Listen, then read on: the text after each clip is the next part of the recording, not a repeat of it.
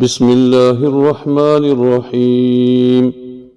رب اشرح لی صدری ویسر لی امری واحلل عقدۃ من لسانی یفقہوا قولی۔ شرک کے متعلق کچھ بیان ہو رہا تھا۔ سورۃ الانعام 83 نمبر آیت سے 86 تک 18 نبیوں کا اللہ نے ذکر کیا ہے۔ انشاءاللہ 87 سے 88 تک کی تلاوت کی جائے گی اور اس کی تھوڑی سی وضاحت کی جائے گی۔ 18 انبیاء کا ذکر کرنے کے بعد اللہ تعالیٰ فرماتا ہے اعوذ باللہ من الشیطان الرجیم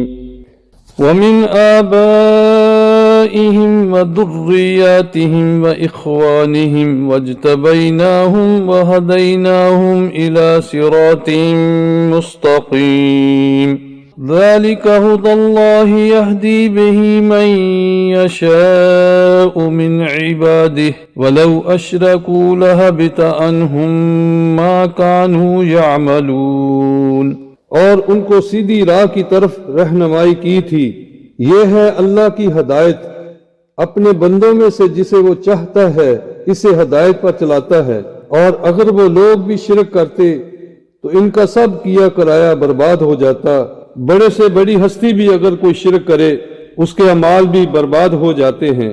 جیسے کہ سورۃ زمر 65 نمبر آیت میں اللہ تعالیٰ نے اپنے نبی صلی اللہ علیہ وسلم کو بھی فرمایا ہے وَلَقَدْ أُوحِيَ إِلَيْكَ وَإِلَى الَّذِينَ مِن قَبْلِكَ لَئِنْ أَشْرَكْتَ لَيَحْبَطَنَّ عَمَلُكَ وَلَتَكُونَنَّ مِنَ الْخَاسِرِينَ بَلِ اللَّهَ فَاعْبُدْ وَكُن مِّنَ الشَّاكِرِينَ۔ تحقیق ہم نے آپ کی طرف بھی وحی کی ہے اور ان کی طرف بھی جو آپ سے پہلے گزرے، یعنی تمام انبیاء کو۔ اگر آپ نے بھی شرک کیا تو آپ کے عمل بھی ضائع ہو جائیں گے اور آپ خسارے اٹھانے والوں میں سے ہو جائیں گے، بلکہ آپ اللہ کی عبادت کریں اور شکر گزاروں میں سے ہو جائیں۔ اگر کوئی اس حال میں مرے شرک اکبر کا مرتکب ہو، یعنی اس نے بڑا شرک کیا ہو، اگر معافی کے بغیر گیا تو ہمیشہ کے لیے جہنم میں جلے گا، اور اللہ تعالیٰ اس پر جنت کو حرام کر دے گا، جس کا ذکر اللہ تعالیٰ نے سورۃ المائدہ میں ارشاد فرمایا ہے انہو من یشرک باللہ فقد حرم اللہ علیہ الجنۃ ومأواہ النار وما للظالمین من انصار۔ یقیناً جو شخص اللہ کے ساتھ شرک کرتا ہے اللہ نے اس پر جنت کو حرام کر دیا اور اس کا ٹھکانہ جہنم ہے، اور ظالموں کا کوئی مددگار نہیں۔ یہاں اللہ تعالیٰ نے 3 چیزوں کا اعلان کیا ہے جو اللہ کے ساتھ شرک کرتا ہے۔ سب سے پہلے اللہ تعالیٰ نے اس پر جنت کو حرام کر دیا، اور دوسرا یہ کہ اس کا ٹھکانہ جہنم ہے، اور ایسے ظالموں کا کوئی مددگار نہ ہوگا، کبھی ان کو کہیں سے مدد نہ ملے گی۔ اللہ کے ساتھ شریک ٹھہرانے والے کی دنیا میں جو اللہ نے مثال بیان کی ہے وہ سورۃ حج 31 نمبر آیت میں ہے وَمَن يُشْرِكْ بِاللَّهِ فَكَأَنَّمَا خَرَّ مِنَ السَّمَاءِ فَتَخْطَفُهُ الطَّيْرُ أَوْ تَهْوِي بِهِ الرِّيحُ فِي مَكَانٍ سَحِيقٍ۔ اور جس نے اللہ کے ساتھ کسی کو شریک بنایا تو وہ ایسے ہے جیسے وہ آسمان سے گرے، پھر اسے پرندے اچک لے جائیں، یا ہوا اسے کسی دور دراز مقام پہ لے جائے، یعنی اس کو دور مقام پر پھینک دے۔ انسان کو اللہ تعالیٰ نے اس جہان کے اندر اتنا قیمتی بنایا ہے، اتنا افضل بنایا ہے، پھر اپنے جیسی مخلوق کے سامنے جب وہ جھکتا ہے یا اس کو سجدہ کرتا ہے یا اس سے کوئی حاجت مانگتا ہے، اللہ تعالیٰ نے مثال دی ہے کہ جیسے آسمان سے وہ گر جائے اور راستے میں بڑے بڑے باز اور بڑے بڑے پرندے اس کی بوٹیاں نوچ لیں، یا ہوا اس کو کسی دور مقام پر پھینک دے۔ اللہ کی عبادت چھوڑ کر جب وہ گرتا ہے تو سب سے نیچے گرتا ہے، پھر اللہ تعالیٰ اسے ثم رددناہ اسفل سافلین، شرک کی وجہ سے اللہ تعالیٰ اسے نیچے سے نیچے کر دیتا ہے، یا پرندے اس کو اچک لیتے ہیں، یعنی گمراہ لوگ اس کے ایمان کو لوٹ لیتے ہیں، اور ہوائیں یعنی گمراہیاں اس کو دور مقام پر پہنچا دیتی ہیں، پھر وہ حق کی طرف نہیں آتا، اللہ تعالیٰ اور اس کے رسول کی طرف نہیں آتا، کیونکہ وہ شرک کے اندر لت پت ہو جاتا ہے اور اپنے خالق کو نہیں پہچانتا۔ شرک کی وجہ سے اللہ کے نزدیک سب سے زیادہ ذلیل ہو جاتا ہے، لہٰذا شرک سے ہمیں خوب بچنا چاہیے۔ اور یہ آپ کو بتایا جا رہا ہے کہ شرک کے کیا نقصانات ہیں۔ سورۃ النساء کی 48 آیت اور 116 آیت ملتی جلتی ہے، چنانچہ اللہ تعالیٰ اس آیت میں فرماتا ہے ان اللہ لا یغفر ان یشرک بہ ویغفر ما دون ذلک لمن یشاء ومن یشرک باللہ فقد افترى اثما عظیما۔ اگر اللہ کے ساتھ کسی کو شریک کیا جائے تو یہ گناہ اللہ تعالیٰ کبھی معاف نہیں کرے گا، اور اس کے علاوہ جو گناہ چاہے اور جسے چاہے معاف بھی کر دیتا ہے۔ اور جس نے اللہ کے ساتھ کسی کو شریک بنایا اس نے بہتان باندھا اور بہت بڑا گناہ کمایا، یعنی اس نے بہت بڑے گناہ کا کام کیا۔ مسلم کی حدیث 2985 نمبر ہے۔ ابو ہریرہ رضی اللہ تعالی عنہ فرماتے ہیں کہ رسول اللہ صلی اللہ علیہ وسلم فرماتے ہیں کہ اللہ تعالیٰ نے فرمایا انا اغنی الشرکاء عن الشرک من عمل عملا اشرک فیہ معی غیری ترکتہ وشرکہ وانا منہ بری۔ میں شرکاء میں سب سے زیادہ شرک سے بے پرواہ ہوں۔ جس نے کوئی ایسا عمل کیا جس میں میرے ساتھ میرے غیر کو بھی شریک کر لیا تو میں اسے اور اس کے شرک کو چھوڑ دیتا ہوں اور اس سے بیزار ہو جاتا ہوں۔ اس دنیا میں انسان ایک دوسرے کے ساتھ شریک ہوتا ہے کام کاج میں، بے شمار کاموں میں، اور جب وہ اس میں فائدہ دیکھتا ہے یا منافع ہوتا ہے کاروبار میں، ایک دوسرے کا حصہ ایک دوسرے کو دیتے ہیں۔ مگر اللہ تعالیٰ کے ساتھ جو شریک ٹھہراتا ہے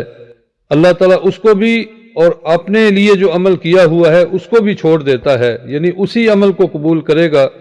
جو 100% اللہ کی رضا کے لیے ہوگا۔ اسی طرح مشرک اور کافر فوت ہونے کے وقت آسمان کے دروازے ان کے لیے نہیں کھلیں گے، یعنی شرک اور کفر کی نحوست دنیا میں بھی ہے اور موت کے وقت بھی ہے اور آخرت میں بھی ہے۔ ان الذين كذبوا بآياتنا واستكبروا عنها لا تفتح لهم أبواب السماء ولا يدخلون الجنة حتى يلج الجمل في سم الخياط وكذلك نجزي المجرمين۔ جن لوگوں نے ہماری آیات کو جھٹلایا اور ان سے تکبر کیا، یعنی کفر کیا اور تکبر کیا، ان کے لیے آسمان کے دروازے نہ کھولے جائیں گے، یعنی موت کے وقت۔ وہ لوگ کبھی جنت میں نہ جائیں گے جب تک کہ اونٹ سوئی کے ناکے کے اندر سے نہ چلا جائے، یعنی جیسے اونٹ سوئی کے ناکے سے نہیں گزر سکتا، کفار اور مشرکین جنت میں کبھی نہیں جا سکیں گے۔ ہم مجرموں کو ایسے ہی سزا دیتے ہیں۔ اب دیکھیے کہ اتنی موٹی سی اللہ نے مثال دی ہے کہ ہر آدمی سمجھ لے کہ اتنا بڑا اونٹ چھوٹے سے ناکے سے جس میں کہ داغا ڈالنا بھی مشکل ہے نہیں گزر سکتا۔ کافر اور مشرک کبھی بھی جنت میں نہیں جا سکے گا۔ اس لیے میرے بھائیوں اور بہنوں، شرک سے 100% بچنے کی کوشش کریں، ورنہ کبھی جنت میں انسان نہیں جائے گا۔ گناہ گار مسلم اگر بالفرض محال جہنم میں چلا بھی گیا، اللہ ہم سب کو بچائے، تو اس کی مثال ایسی ہی ہے کہ جیسے سونے کے اندر مکسنگ ہو جاتی ہے تو اس کو سونار بھٹی کے اندر تپاتا ہے تاکہ اس سے سونے کی کھوٹ نکل جائے، تاکہ سونا 100% خالص ہو جائے۔ اسی طرح گناہ گار مسلم کو اللہ تعالیٰ 100% صاف کرنے کے بعد پھر جنت میں بھیجیں گے۔ کافر اور مشرک کے لیے جنت میں جانا تو بڑی بات ہے، بلکہ جنت کی ہر چیز ان کے لیے حرام کر دی جائے گی، یہاں تک کہ اللہ تعالیٰ نے قرآن کریم میں بتایا ہے کہ جنتیوں کی بات جہنمیوں سے ہوگی، یعنی وہاں سے بیٹھ کر ان کو دیکھتے ہوں گے اور بعض مقام پر اللہ تعالیٰ نے یہ بھی فرمایا کہ ان سے باتیں بھی کریں گے۔ سورۃ الاعراف 50 نمبر آیت میں اللہ تعالیٰ نے ارشاد فرمایا، جب جنتی لوگ اوپر سے ان کو دیکھتے ہوں گے اور ان سے باتیں کرتے ہوں گے کہ تم لوگوں نے ہماری بات کو نہیں مانا، اور بعض تو ایسے بھی ہوں گے جو کہیں گے کہ اگر میں تیری بات کو مانتا تو آج میں بھی تیرے ساتھ ہوتا، اللہ نے مجھ پر رحم کیا کہ مجھے اس سے بچا لیا۔ اس وقت وہ کہیں گے جس کو قرآن کریم میں سورۃ الاعراف 50 نمبر آیت میں بیان فرمایا ہے، وَنَادَى أَصْحَابُ النَّارِ أَصْحَابَ الْجَنَّةِ أَنْ أَفِيضُوا عَلَيْنَا مِنَ الْمَاءِ أَوْ مِمَّا رَزَقَكُمُ اللَّهُ قَالُوا إِنَّ اللَّهَ حَرَّمَهُمَا عَلَى الْكَافِرِينَ۔ اور جہنم والے جنتیوں کو آواز دیں گے کہ ہمارے اوپر تھوڑا سا پانی ہی ڈال دو، یا جو کچھ رزق اللہ نے تمہیں دیا ہے اس میں سے تھوڑا سا ہمیں دے دو۔ جنت والے کہیں گے کہ اللہ تعالیٰ نے ان دونوں چیزوں کو کافروں کے لیے حرام کر دیا ہے، ہر چیز ان کے لیے حرام ہو جائے گی، یہاں تک کہ ایک پانی کی بوند تک نہیں جنت کی ان کو ملے گی، ان کو ایک لقمہ تک نہیں ملے گا۔ اللہ رب العالمین ہمیں ان لوگوں میں کر دے کہ جن کے متعلق اللہ تعالیٰ نے سورۃ الکہف 107 اور 108 میں بیان کیا ہے، ان الذين آمنوا وعملوا الصالحات كانت لهم جنات الفردوس نزلا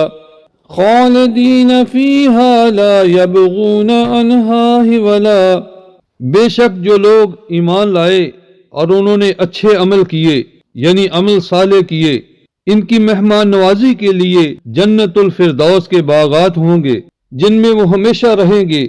اور اس سے نکلنے کے لیے کبھی خواہش نہیں کریں گے، یعنی کسی اور جگہ منتقل ہونا پسند نہیں کریں گے۔ یہ ہے اللہ کی مہمان نوازی جس میں ہمیشہ ہمیشہ رہیں گے۔ اللہ رب العالمین اپنی رحمت سے، اپنے کرم سے، اپنے فضل سے ہم سب کو جنت الفردوس میں ہمیشہ ہمیشہ کے لیے جگہ عطا فرمائے۔ سبحان ربک رب العزت عما یصفون وسلام علی المرسلین والحمد للہ رب العالمین۔